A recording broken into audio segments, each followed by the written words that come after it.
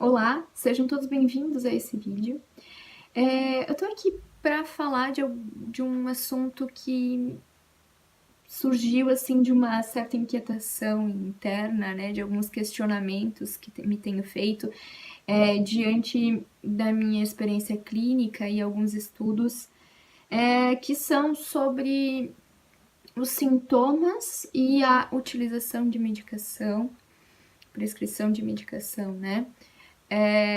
Se a gente pensar, por exemplo, em sintomas como fadiga, alteração de apetite, alteração do sono, a falta de vontade para fazer as coisas, a culpa, são sintomas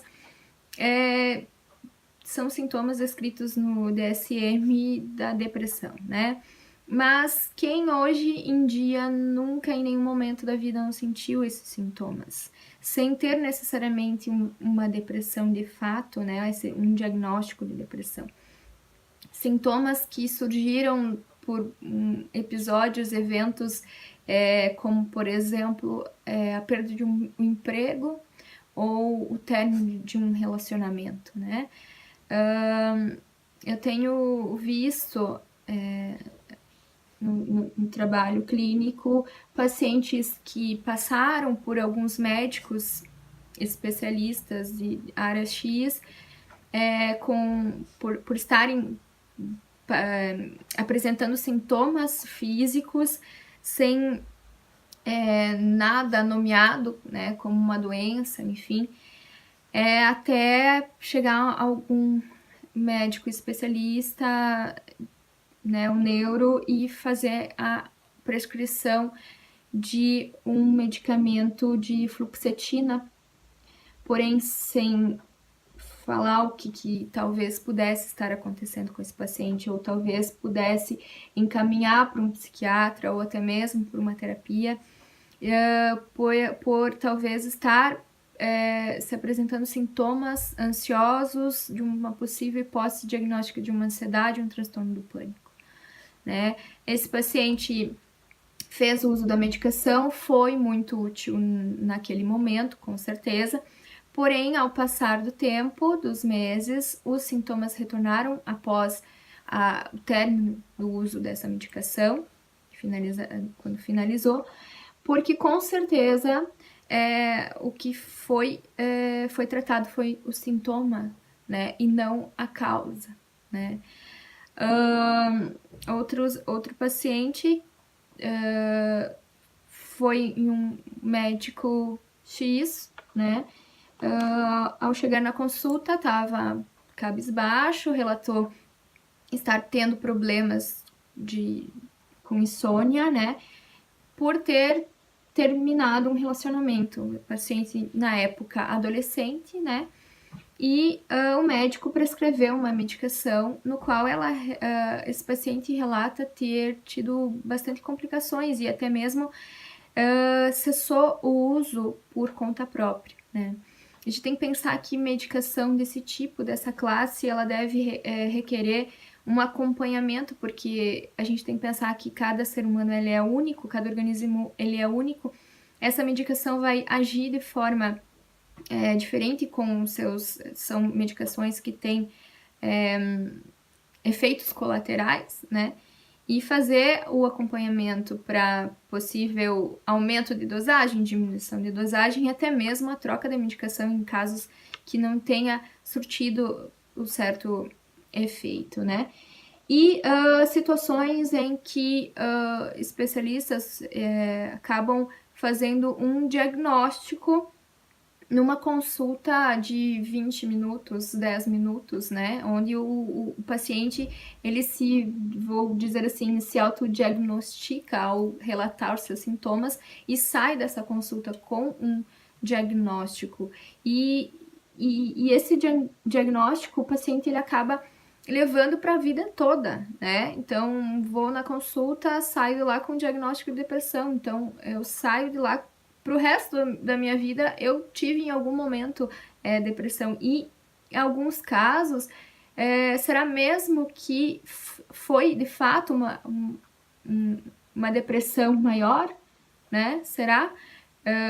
Porque esse tipo de diagnóstico a gente não consegue ter exames laboratoriais ou exames clínicos assim que mostrem a existência desse transtorno, dessa doença. Então, são exames que requerem uma avaliação clínica mesmo, uma anamnese, a gente tem que avaliar a história desse paciente, a história da família, a rotina que esse paciente ele tem, né? Se é um paciente que faz exercícios físicos, que tem uma boa alimentação, como que é o sono dessa pessoa, como que é o ritmo da rotina desse paciente, né? Em muitos casos, a gente vê alguns sintomas, vamos dizer assim, semelhantes a sintomas da depressão, que às vezes não é, às vezes é uma questão hormonal, às vezes uma questão da rotina desse paciente, uma alimentação que esse paciente não está ingerindo, né?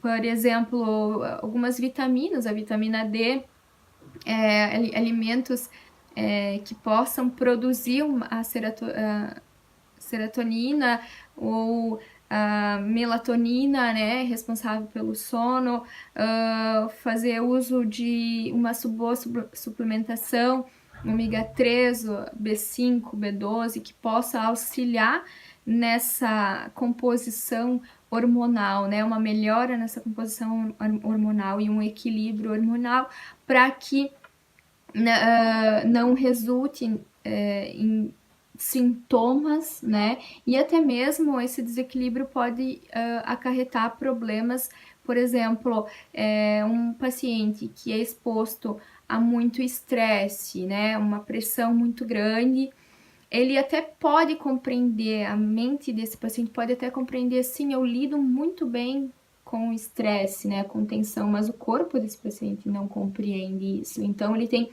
durante o dia dele, da rotina dele, cargas, um nível aumentado dos hormônios adrenais, né, aumentando aí a produção do cortisol, que que é responsável por aquele sistema de fuga, né, que faz com que o nosso corpo fique em alerta diante de perigos, diante de fatores estressantes. E com o excesso do cortisol, ele vai ter uma inflamação, né, nesse corpo. Por exemplo, retenção de líquido, um ganho de peso, acnes, até mesmo problemas no intestino, né, desse paciente. E aí, se a gente for lá ver a causa, né, são problemas aí do estresse. A gente tem uma conexão direta com o estresse. Então, não adianta a gente colocar uma medicação para acalar aqueles sintomas se a gente não está tratando e avaliando realmente a causa desses sintomas, né? O ser humano, ele é complexo, né? Então, a gente não pode querer fazer diagnósticos em 5 minutos, a gente tem que avaliar, saber o que a gente está fazendo, ter uma certa responsabilidade diante daquele ser humano que se apresenta no nosso consultório. A gente pode sim estar amenizando os sintomas e fazendo com que ele tenha uma melhora daquele sintoma. E até mesmo eu penso que talvez por essa questão de imediatismo que a gente vive, né, que a gente quer resolver tudo muito logo, nós, enquanto pacientes, não nos colocamos numa situação de que é o nosso corpo que está pedindo socorro, né? Se a gente tem aquele sintoma, é o nosso corpo que está dizendo que algo não está indo muito bem, né? Que requer um certo tempo para fazer as avaliações necessárias para que a gente tenha um diagnóstico correto, para que assim tenhamos um tratamento eficaz naquele sintoma e também na causa, né? Avaliar um todo, né?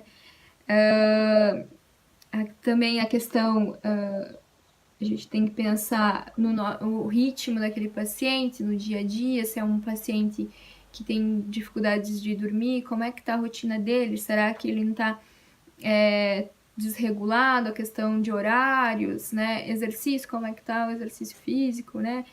Pô, daí você pergunta, Ana, mas que bobagem que você tá falando, mas eu não tô falando nenhuma bobagem, são coisas que tenho visto na clínica diariamente.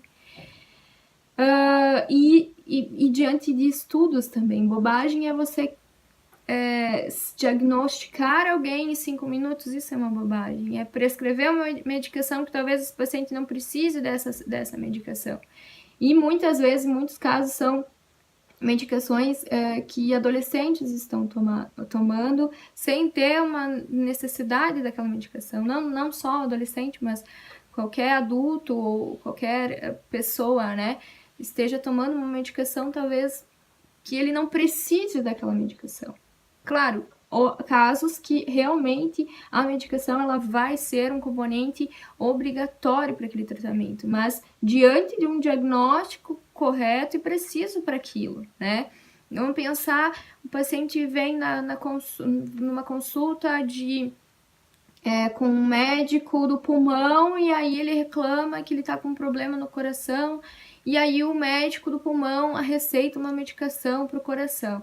Né? Seria mais ou menos isso. A gente tem que pensar que essas medicações psiquiátricas elas devem passar por uma avaliação importante também, porque como o nosso coração, o nosso pulmão, qualquer órgão no nosso corpo, a nossa mente, nosso cérebro, ele tem a mesma importância, né? E quando a gente põe uma medicação não correta para aquele tratamento ou aquele cenário, a gente pode muitas vezes agravar, né, um problema, ou até mesmo pode até sim calar aquele sintoma naquele momento, mas a gente não vai estar tratando de fato a causa do problema, né? Então, seria basicamente isso. Acho que a gente tem que ser mais responsável naquilo que a gente se propõe a fazer, né? E enquanto paciente também se colocar nessa postura de responsabilidade enquanto o nosso corpo,